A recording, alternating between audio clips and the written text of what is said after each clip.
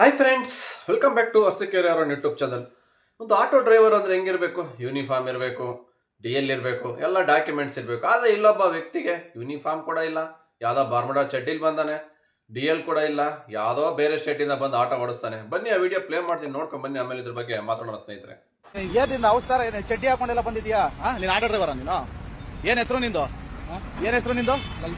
ಲಲ್ಬಾಯ್. ನೀನ್ D L ತೋರ್ಸು. D L ತೋರ್ಸಮ್ಮ. ಡಿ ಎಲ್ ತೋರ್ಸು. ಯಾರು ಓನರ್? ಗಾಡಿ ಓನರ್ ಯಾರು? ತೋರ್ಸು ಡಾಕ್ಯುಮೆಂಟ್.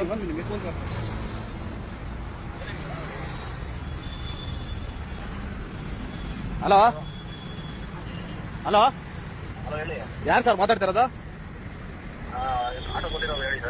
ಆಟೋ ಕೊಟ್ಟಿರೋದು ನೀವಾ? ಯಾಕೆ ಇವ್ರಿಗೆಲ್ಲ ಅಸ್ಸಾಂ ಅವ್ರಿಗೆ ನೀವು ಆಟೋ ಕೊಡ್ತೀರಾ? ಯಾಕೆ ಕನ್ನಡದವ್ರಿಲ್ವಾ ನಿಮ್ಗೆ?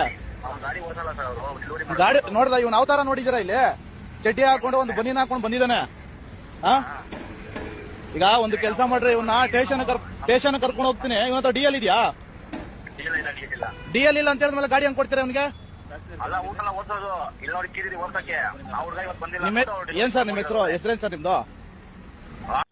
ನೋಡ್ರಲ್ಲ ಸ್ನೇಹಿತರೆ, ವಿಡಿಯೋ ಸ್ಟಾರ್ಟ್ ಮಾಡೋಕೆ ಮುಂಚೆ ಫಸ್ಟ್ ಟೈಮ್ ಯಾರಾದ್ರೂ ನೋಡ್ತಾ ಇದ್ರೆ ಚಾನಲ್ ಸಬ್ಸ್ಕ್ರೈಬ್ ಮಾಡ್ಕೊಂಡು ವಿಡಿಯೋನ ವಾಚ್ ಮಾಡಿ, ಹಾಗೆ ಲೈಕ್ ಮಾಡಿ. ಬನ್ನಿ ಸ್ನೇಹಿತರೆ, ವಿಡಿಯೋನ ಸ್ಟಾರ್ಟ್ ಮಾಡೋಣ. ಈ ವ್ಯಕ್ತಿ ಬಾಡಿಗೆ ಹೊಡೆಯದಂತೆ, ಅದಕ್ಕೆ ಎಲ್ಲಿ ಅಸ್ಸಾಮಿಂದ ಬಂದಿದ್ದಾನೆ ಬೆಂಗಳೂರಿಗೆ. ಇವ್ರಿಗೆಲ್ಲ ಯಾರು ಪರ್ಮಿಷನ್ ಕೊಡ್ತಾರೆ ಆಟೋ ಓಡಿಸೋಕ್ಕೆ? ಒಂದು ಯೂನಿಫಾರ್ಮ್ ಇಲ್ಲ, ಬರ್ಮಾಡದಲ್ಲೇ ಬಂದ್ಬಿಟ್ಟಿದ್ದಾನೆ, ಬಾಡಿಗೆ ಹೊಡಿತೇನೆ. ಕೇಳಿದ್ರೆ ಡಿ ಎಲ್ ಕೂಡ ಇಲ್ಲ, ಯಾರೋ ಓನರ್ ಅಂತೆ ಬಾಡಿಗೆ ಕೊಟ್ಟಿದ್ದಾರಂತೆ, ಬಾಡಿಗೆ ಹೊಡಿತಾನೆ. ಈ ಥರದವ್ರು ಬೆಂಗಳೂರಲ್ಲಿ ಸಿಕ್ಕಾಪಟ್ಟೆ ಜನ ಇದ್ದಾರೆ. ಒಬ್ರಿಬ್ರಲ್ಲ, ಸುಮಾರು ಸಾವಿರಾರು ಜನ ಸಿಗ್ತಾರೆ. ಹುಡುಕಿರಿ, ಬೇರೆ ಸ್ಟೇಟಿಂದ ಬಂದಿರ್ತಾರೆ, ಅವ್ರಿಗೆ ಬಾಡಿಗೆ ಆಟೋ ತಗೊಳಕ್ಕೆ ಶಕ್ತಿ ಇರಲ್ಲ, ದುಡ್ಡು ಇರಲ್ಲ. ಯಾರೋ ಓನರ್ಗಳು ಬಾಡಿಗೆ ಒಬ್ಬೊಬ್ಬರ ಹೆಸರಲ್ಲಿ ಆಟೋ ತಗೊಂಡಿರ್ತಾರೆ, ಇಂಥವ್ರಿಗೆ ಬಾಡಿಗೆ ಬಿಟ್ಬಿಡ್ತಾರೆ. ದಿನಕ್ಕೆ ಇಷ್ಟಪ್ಪ ಕೊಡಬೇಕಪ್ಪ ನನಗೆ, ದಿನಕ್ಕೆ ₹1,000. ನೀನು ಎಷ್ಟಾರು ಸಂಪಾದನೆ ಮಾಡ್ಕೋ, 2,000 ಮಾಡ್ಕೊ, 3,000 ಮಾಡ್ಕೋ, ದಿನಕ್ಕೆ ₹1,000 ನನಗೆ ಬಂದ್ಬಿಡ್ಬೇಕು. ಈ ಥರ ಒಂದು ಅಗ್ರಿಮೆಂಟ್ ಹಾಕೊಂಡು ಕೊಟ್ಬಿಡ್ತಾರೆ ಆಟೋಗಳು. ಅವರು 24/7 ಹೊಡಿತಾ ಇರ್ತಾರೆ. ಯಾಕಂದ್ರೆ ಹಿಂದಿಯವ್ರು ಎಲ್ಲ ಮನೆ ಮಠ ಎಲ್ಲ ಬಿಟ್ಟು ಬಂದಿರ್ತಾರೆ, ಹೆಂಡತಿ ಮಕ್ಕಳು ಯಾರು ಇರಲ್ಲ ಅವ್ರಿಗೆ. ಇಲ್ಲಿ 24/7 ಹೊಡಿತಾ ಇರೋದೇ ಡ್ಯೂಟಿ. ಆ ಆಟೋ 1-2 ತಿಂಗಳಿಗೆ ಗುಜರಿಗೆ ಹೋಗ್ಬೇಕು, ಆ ಲೆವೆಲ್ಗೆ ಹೊಡೆದಾಕಿರ್ತಾರೆ. ಆ ವ್ಯಕ್ತಿ ಔಟ್ರಲ್ಲಿ ಹೊಡಿದಂತೆ. ಅಂದ್ರೆ ಔಟ್ರಲ್ಲಿ ಹೊಡೆದ್ರೆ ಒಂದು ರೂಲ್ಸ್ ಫಾಲೋ ಮಾಡೋಂಗಿಲ್ವಾ? ಯೂನಿಫಾರ್ಮ್ ಹಾಕಂಗಿಲ್ವಾ? ಡಿ ಎಲ್ ಇಲ್ವಾ? ಹಂಗಾರೆ ಬೆಂಗಳೂರು ಅಂದಮೇಲೆ ಎಲ್ಲಾರು ಓಡಿಸ್ಲಿ, ಅವರು ಔಟ್ರಲ್ಲಾರು ಓಡಿಸ್ಲಿ, ಸಿಟಿ ಒಳಗಡೆನಾರು ಓಡಿಸ್ಕೊಳ್ಳಿ, ಯೂನಿಫಾರ್ಮ್ ಅನ್ನೋದು ಫಾಲೋ ಮಾಡಲೇಬೇಕಲ್ವಾ? ಡಿ ಎಲ್ ಇರಬೇಕಲ್ವಾ? ನಾಳೆ ದಿವಸ ಹೆಚ್ಚು ಕಮ್ಮಿ ಆಯ್ತಂದ್ರೆ ಹಿಂಗೆ ಪ್ಯಾಸೆಂಜರ್ಗೆ ಯಾರು ರೆಸ್ಪಾನ್ಸಿಬಿಲಿಟಿ? ಆ ಥರದಲ್ಲಿ ಆಟೋ ಹೊಡ್ಕೊಂಡು ಆ ವ್ಯಕ್ತಿ ಏನೇನು ಗೊತ್ತಿಲ್ಲ ಅವನಿಗೆ. ಓನರ್ ಕೊಟ್ಟರು ನಾನು ಓಡಿಸ್ತಾ ಇದ್ದೀನಿ ಅಷ್ಟೇ ಹೇಳ್ತಾ ಇದ್ದಾನೆ. ಇಂಥವ್ರ ವಿರುದ್ಧನೂ ಕೆಲವರು ಹೋರಾಡಬೇಕು, ಕೆಲವರು ಇಂಥವ್ರ ವಿರುದ್ಧ ಹೋರಾಡಲ್ಲ, ಯಾರ್ಯಾರನ್ನೋ ಹಿಡ್ಕೊಂಡು ಕಿರಿಕ್ ಮಾಡ್ತಾರೆ. ಇವತ್ತು ಆಟೋದವ್ರಿಗೆ ತೊಂದರೆ ಆಗ್ತಿದ್ರೆ ಕಾರಣ ಇಂಥರೇ ಜಾಸ್ತಿ. ಇವತ್ತು ಬೆಂಗಳೂರಲ್ಲಿ ಹೊರಗಡೆಯಿಂದ ಬಂದು ಎಷ್ಟೋ ಜನ ನಾರ್ತ್ ಇಂಡಿಯನ್ಸು ಬಾಡಿಗೆಗಳು ಆಟೋ ತಗೊಂಡು ಹೊಡಿತಾ ಇದ್ದಾರೆ ಬಾಡಿಗೆನೆಲ್ಲವ. ಏನಕ್ಕೆ ಅಂದ್ರೆ ಅವ್ರು 24/7 ಡೇ ಆ್ಯಂಡ್ ನೈಟ್ ಬಾಡಿಗೆ ಎಲ್ಲಿ ಬಂದರೂ ಹೊಡಿತಾ ಇರ್ತಾರೆ. ಇಂಥವ್ರಿಗೆ ಏನಾಗುತ್ತೆ, ಆನ್ಲೈನಲ್ಲಿ ಆರ್ಡರ್ ಚೆನ್ನಾಗಿ ಕೊಡ್ತಾನೆ, non stop back to back ಕೊಡ್ತಾ ಇರ್ತಾನೆ. ಕೆಲವ್ರು ಏನು ಮಾಡ್ತಾರೆ, ಆರ್ಡ್ರ್ಗಳು ಇಂಥ ಕಡೆಗೆ ಬೇಕು, ನಾವು ಆ ಕಡೆ ಹೋಗಲ್ಲ ಈ ಕಡೆ ಹೋಗಲ್ಲ ಅಂತ ಆರ್ಡ್ರ್ ಬರಲ್ಲ, ಸ್ಕಿಪ್ ಮಾಡ್ಕೊಂಡು ಕೂತ್ಕೊಂತಾರಲ್ಲ, ಅಂಥವ್ರಿಗೆ ಆರ್ಡ್ರ್ ಬರಲ್ಲ. ಅವಾಗ ಅವರು ವಿಡಿಯೋ ಮಾಡಿಬಿಡ್ತಾ ಇರ್ತಾರೆ. ರಾಪಿಡೋ ಬೈಕ್ ಟ್ಯಾಕ್ಸಿ ಬಂದ್ಬಿಟ್ಟು ನಮಗೆ ಆರ್ಡ್ರೇ ಬರ್ತಾ ಇಲ್ಲ, ಎಲ್ಲ ಬಾಡಿಗೆ ಅವರೇ ಹೊಡಿತಾ ಇದ್ದಾರೆ, ಒಂದು ಆರ್ಡ್ರ್ ಶೋ ಆಗಲ್ಲ ನಮಗೆ, ಈ ಥರ ಕಥೆಗಳು ಹೇಳ್ತಾರೆ. ಬಟ್ ಅವ್ರಿಗೆ ಬಾಡಿಗೆ ಬರ್ತಾ ಇಲ್ಲ ಅನ್ನೋದಕ್ಕೆ ರೀಸನ್ ಏನು? ಇದು ಮೇನ್ ರೀಸನ್ನು. ಹೊರಗಡೆಯಿಂದ ಬಂದಿರತಕ್ಕಂಥ ನಾರ್ತ್ ಇಂಡಿಯನ್ಸು ಎನಿ ಟೈಮ್ ಎಲ್ಲಿಗಾರೋ ಬರಲಿ ಬಾಡಿಗೆ ಆಟೋ ತಗೊಂಡು ಹೊಡಿತಾ ಇರ್ತಾರೆ ಕಂಟಿನ್ಯೂ. ಬರೋ ಬಾಡಿಗೆ ಎಲ್ಲ ಅವ್ರಿಗೆ ಹೋಗ್ತಾ ಇರ್ತಾರೆ ನಾನ್ ಸ್ಟಾಪಲ್ಲಿ. ಇವ್ರು ಆರ್ಡರ್ ಸ್ಕಿಪ್ ಮಾಡ್ಕೊಂಡು ಕೂತಿರ್ತಾರೆ. ಕೆಲವರು ಬಾಡಿಗೆ ಬರಲ್ಲ ಅಂತ ಬೈಕ್ ಟ್ಯಾಕ್ಸಿ ಅವ್ರ ಮೇಲೆ ಗೂಬೆ ಕೂರಿಸ್ತಾರೆ. ಈ ಒಂದು ಪ್ರಾಬ್ಲಮ್ಮಿಂದ ಇವತ್ತು ಬೈಕ್ ಟ್ಯಾಕ್ಸಿ ಅವರು ಆಟೋದವರು ಜಗಳಾಡಂಗಾಗಿದೆ. ಈ ಒಂದು ಲಾಭನ ಎಲ್ಲ ಹೊರಗಡೆಯಿಂದ ಬಂದಿರೋರು ಲಾಭ ತಗೊಂಡು ಅನುಭವಿಸ್ತಿದ್ದಾರೆ.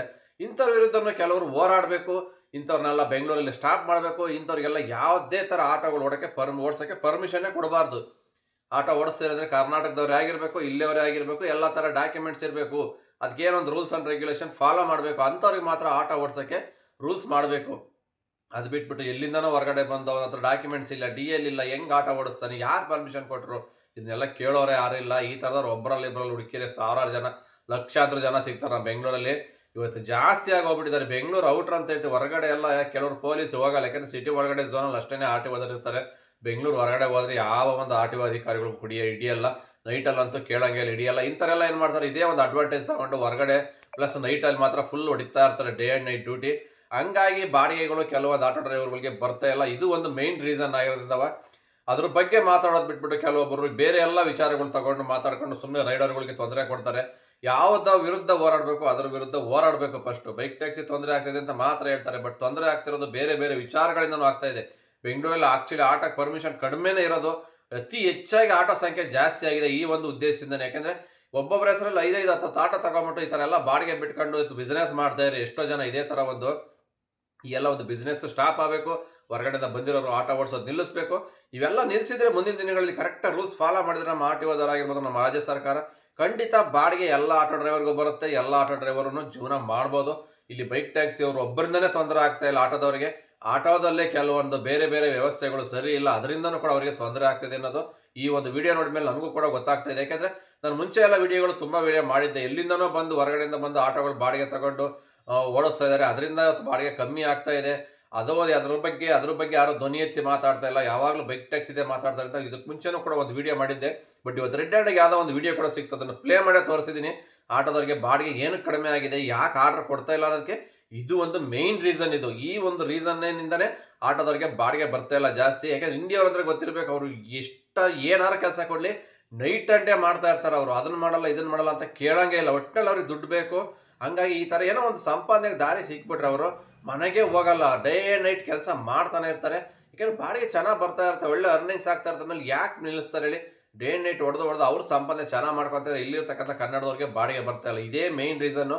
ಇದೆಲ್ಲ ನಿಲ್ಲಬೇಕು. ಇದೆಲ್ಲ ಕಮ್ಮಿ ಆದರೆ ಆಟೋಗಳ ಸಂಖ್ಯೆ ಸುಮಾರು ಲಕ್ಷಾಂತರ ಆಟೋ ಕಮ್ಮಿ ಆಗುತ್ತೆ. ಆಮನಂತರ ಏನಾಗುತ್ತೆ, ಬಾಡಿಗೆ ಬಂದೇ ಬರುತ್ತೆ, ಎಲ್ಲರೂ ಜೀವನ ಮಾಡ್ಬೋದು.